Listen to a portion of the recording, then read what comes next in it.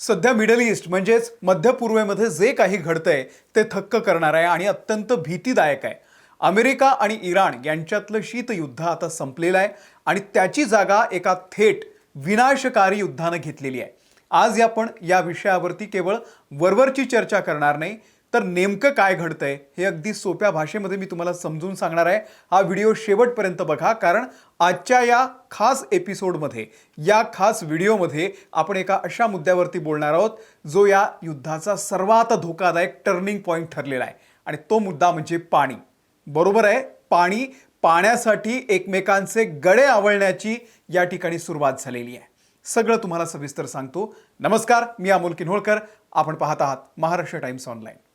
आता अमेरिकेची काय स्ट्रॅटेजी आहे ते सुरुवातीला मी तुम्हाला सांगतो। इराणला कोंडीत पकडण्याचा 7 रात्रींचा थरार सगळ्यात आधी समजून घेऊयात अमेरिकेच्या हालचाली काय आहेत।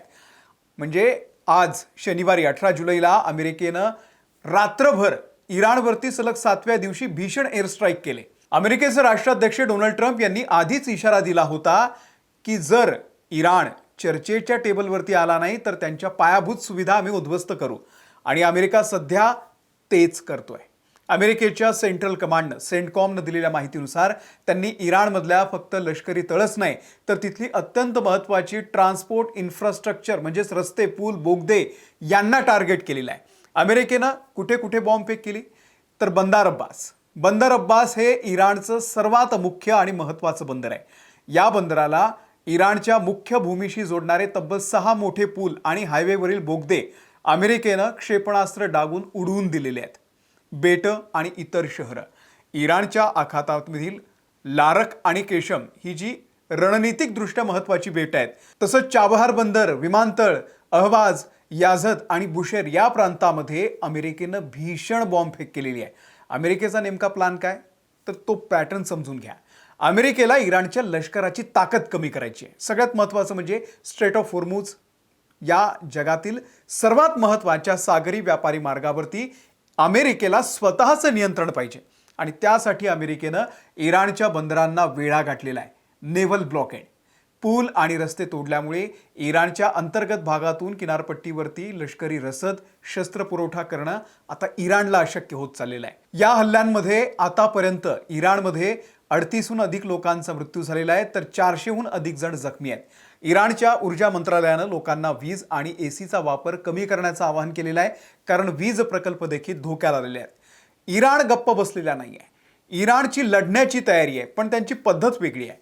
इराण थेट अमेरिकेच्या मुख्य भूमीवरती तिथे तर काही हल्ला करू शकत नाही, आणि म्हणून अमेरिकेच्या मिडल ईस्टमधल्या मित्र राष्ट्रांना, US अलाईजना टार्गेट करायला सुरुवात केलेली आहे। जिथे जिथे अमेरिकेचे लष्करी तळ आहेत त्यावरती ड्रोन हल्ला होतोय, मिसाईलचा हल्ला होतोय। कोणत्या देशांना इराणनं टार्गेट केलेलं आहे तर सगळ्यात महत्त्वाचं म्हणजे कुवेतमध्ये अमेरिकेचा कॅम्प आरिफजान हा मोठा लष्करी तळ आहे। इराणच्या रेव्होल्युशनरी गार्ड्सनं म्हणजे IRGCनं कुवेतवरती लागोपाठ हल्ले केले। परिस्थिती इतकी गंभीर आहे की कुवेत आंतरराष्ट्रीय विमानतळावरील सर्व विमानं तात्पुरती रद्द करण्यात आलेली आहेत। बहरीन हा अमेरिकेच्या 5व्या नौदलाचा US 5th फ्लीटचा महत्त्वाचा अड्डा आहे।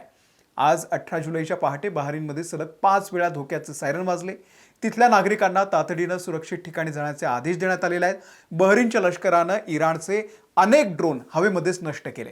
त्यानंतर जॉर्डननं इराणची 10 क्षेपणास्त्र पाडली, तर कतारमध्ये एका चिमुरड्याला क्षेपणास्त्राच्या पडलेल्या तुकड्यामुळे त्या ठिकाणी गंभीर दुखापत झालेली आहे। इराक आणि ओमानमध्ये देखील इराणचे हल्ले सुरू आहेत। आता इराणनं थेट इशारा दिलेला आहे, कोणतीही सीमा सुरक्षित नाही आहे। या सगळ्या घडामोडींवरती इराणचे सर्वोच्च नेते मोज्तबा खामेनी यांचे लष्करी सल्लागार मोहसेन रेजा यांनी अमेरिकेला अत्यंत कडक शब्दांमध्ये चेतावणी दिलेली आहे। ते म्हणालेत की जर अमेरिकेचे हे हल्ले पुढचे 2-3 दिवस असे सुरू राहिले तर इराण केवळ प्रत्युत्तरादाखल हल्ले करणार नाही तर फुल स्केल ऑफेन्सिव्ह म्हणजे संपूर्ण ताकदीनिशी युद्धाच्या मैदानात उतरेल, आणि त्यानंतर जगातली कोणतीही राजकीय सीमा सुरक्षित राहणार नाही। आता वॉटर वॉर, डिसॅलिनेशन प्लांट्सवरती सुद्धा हल्ले झालेले आहेत। या युद्धाचा सर्वात करुण आणि काळजाचा ठोका चुकवणारा हा भाग आहे।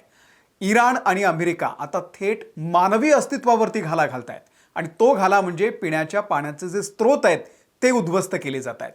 कुवेत सरकारनं अधिकृतपणे जाहीर केलेलं आहे की इराणच्या ड्रोन आणि मिसाईल हल्ल्यामध्ये त्यांच्या एका मोठ्या वॉटर डिसॅलिनेशन प्लांट याला टार्गेट करण्यात आलाय आणि या हल्ल्यामुळे तिथे भीषण आग लागली आणि प्लांटचे अनेक भाग निकामी झाले. दुसरीकडे इराणनं असा आरोप केलेला आहे की अमेरिकेनं सुद्धा त्यांच्या बोंजी या प्रांतामध्ये डिसॅलिनेशन प्लांटवरती क्षेपणास्त्र डागलेली आहेत, मिसाईल डागलेले आहेत, ज्यामुळे तिथल्या 20 गावांचा पाण्याचा पुरवठा पूर्णपणे खंडित झालाय. आता हे डिसॅलिनेशन प्लांट म्हणजे काय असतात ते तुम्हाला थोडक्यात सांगतो, समजून घ्या. डिसॅलिनेशन म्हणजे समुद्राचं खारं पाणी पिण्यायोग्य गोड पाण्यामध्ये बदलण्याची ती एक प्रक्रिया आहे. वाळवंटी देशांमध्ये काय नद्या नाही आहेत, पाण्याचे स्रोत नाही आहेत आणि त्यामुळे ते या तंत्रज्ञानावरती अवलंबून आहेत. Kuwait 90%, Oman 90%, Bahrain 85%, Saudi Arabia 70% आणि महत्त्वाची शहरं Dubai, Abu Dhabi, Doha, Kuwait City, Jeddah ही जवळपास 100% या पाण्यावरती अवलंबून आहेत. आंतरराष्ट्रीय कायद्यानुसार युद्ध काळामध्ये कोणत्याही देशाच्या सामान्य नागरिकांना जगण्यासाठी आवश्यक असणाऱ्या मूलभूत पायाभूत सुविधांना जसं की पिण्याचं पाणी याला टार्गेट करणं हा युद्ध गुन्हा क्राईम वॉर समजला जातो. आणि त्यामुळे जर हे प्लांट्स कायमचे उद्ध्वस्त झाले तर या देशांमध्ये राहणारे कोट्यवधी लोक पाण्या वाचून तडफडून मरतील. इराण स्वतः या तंत्रज्ञानावरती त्यांच्या शेजारी इतका अवलंबून असला तरी त्यांच्या किनारपट्टीवरती गरीब आणि वाळवंटी भागातल्या 20 गावांची तहान अशाच प्लांटवरती भागते. त्यामुळे मिडल ईस्टमधलं हे जे संकट आहे हे मानवी संकट आहे. हे युद्ध तिथे दूर मिडल ईस्टमध्ये सुरू आहे, त्याचे परिणाम जागतिक पातळीवर आणि खास करून भारतामध्ये दिसायला सुरुवात झालेली आहे. इराणमध्ये ज्या भागांवरती अमेरिकेनं बॉम्बफेक केली ते भाग तिथले सर्वात गरीब आणि वांशिकदृष्ट्या अल्पसंख्याक लोकांचे आहे. ते आधीच बेरोजगारी आणि खराब इन्फ्रास्ट्रक्चरचा त्या ठिकाणी सामना करतायत आणि आता त्यांच्यावरच हे सगळं युद्धाचं सावट आहे. ग्लोबल शिपिंगमध्ये भारत हा जगातला तिसरा सर्वात मोठा देश आहे जो खलाशी म्हणजे सीफेरर पुरवतो. जगभरातल्या जहाजांवरती साधारणतः 3 लाख भारतीय खलाशी काम करतात. याच युद्धादरम्यान इराणनं एका जहाजावरती केलेल्या हल्ल्यामध्ये आतापर्यंत अनेक भारतीयांचा मृत्यू झालेला आहे. या घटनेनंतर भारतानं तातडीनं पावलं उचलत आपल्या सर्व शिपिंग कंपन्यांना आदेश दिलेला आहे की कोणत्याही भारतीय खलाशाला स्ट्रेट ऑफ होर्मुझमधून जाणाऱ्या जहाजांवरती तैनात करू नका. आणि यामुळे जागतिक व्यापारी जी साखळी आहे ती वाहतूक ठप्प होण्याची शक्यता आहे. स्ट्रेट ऑफ होर्मुझमधून जहाजांची वाहतूक 3 आठवड्यांच्या नीचांकी पातळीवरती आलेली आहे. जर हा सागरी मार्ग पुन्हा एकदा बंद झाला तर कच्च्या तेलाचा तुटवडा भारतामध्ये निर्माण होईल. पेट्रोल डिझेलचे दर ऑलरेडी गगनाला गेलेले आहेत. आणखी भडका उडेल महागाईचा. तर ही सगळी परिस्थिती आहे. तुम्हाला याबद्दल नेमकं काय वाटतंय? अमेरिकेची हा आक्रमक भूमिका योग्य आहे की इराणचं पलटवार योग्य आहे? तुम्हाला काय वाटतंय? आम्हाला खाली कमेंट बॉक्समध्ये नक्की सांगा. व्हिडिओ आवडला असेल लाईक करा, शेअर करा, इतरांना तुम्ही हा व्हिडिओ पाठवा, त्यांनाही ही सगळी सद्य परिस्थिती कळू द्या.